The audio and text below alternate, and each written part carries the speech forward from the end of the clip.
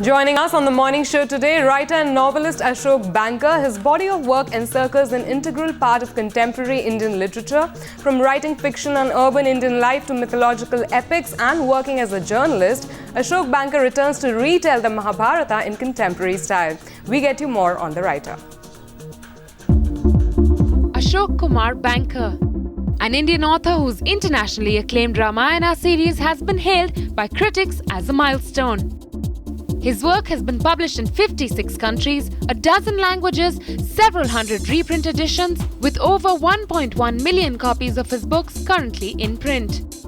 One of the few living Indian authors whose contribution to Indian literature is acknowledged in the Picador Book of Modern Indian Writing and the Vintage Anthology of Indian Literature.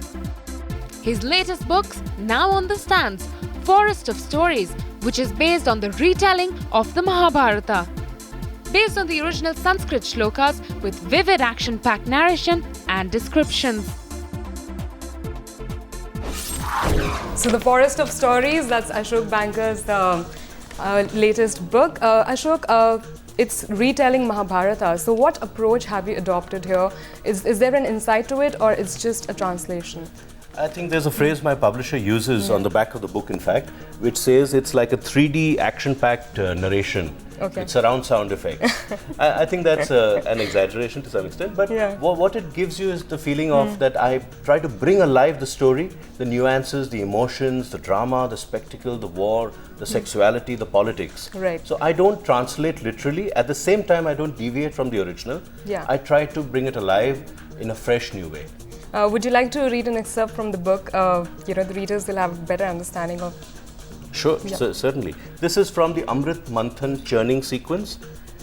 I'll read a very brief excerpt. It's the raging of the ocean, the thunder of the skies, the howling of the Asurs, the battle cry of Vishnu, the roaring of the Devas, all blurred and melded to form one deafening sound.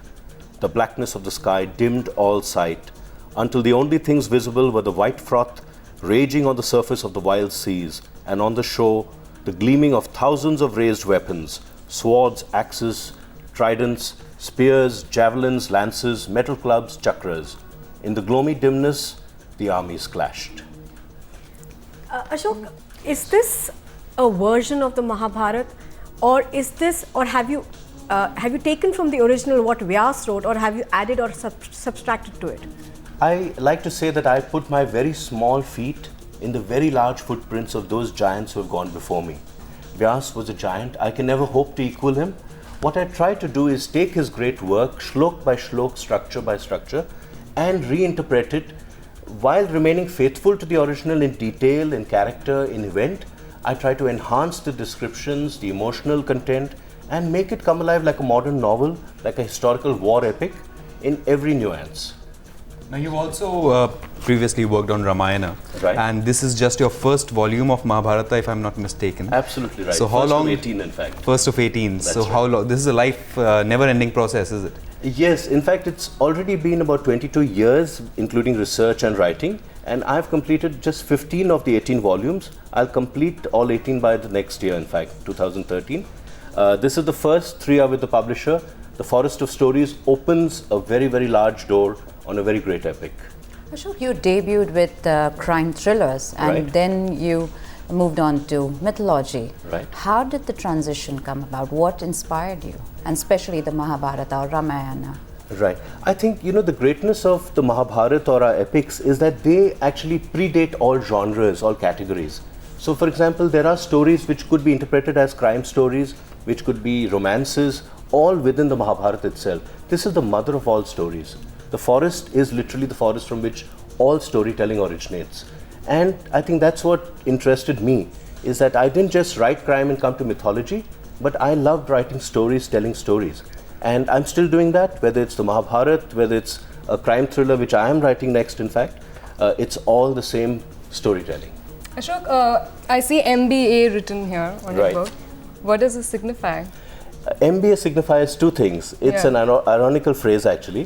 One is MBA is the modern version of the business management course, which is done in 3 years. And yet, Vyas himself, that great mind, took just 3 years to write his great epic, the Mahabharata. In 3 years, he completed this entire master work, this great epic of epics. And today it takes us 3 years, a student 3 years, just to study one narrow field of study.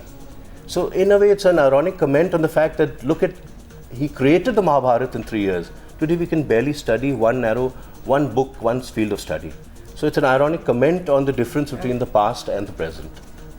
Thank you so much, Ashok, for joining us on the morning show today. Thanks a lot. It was Thank you. lovely talking to you today. Thank you very much.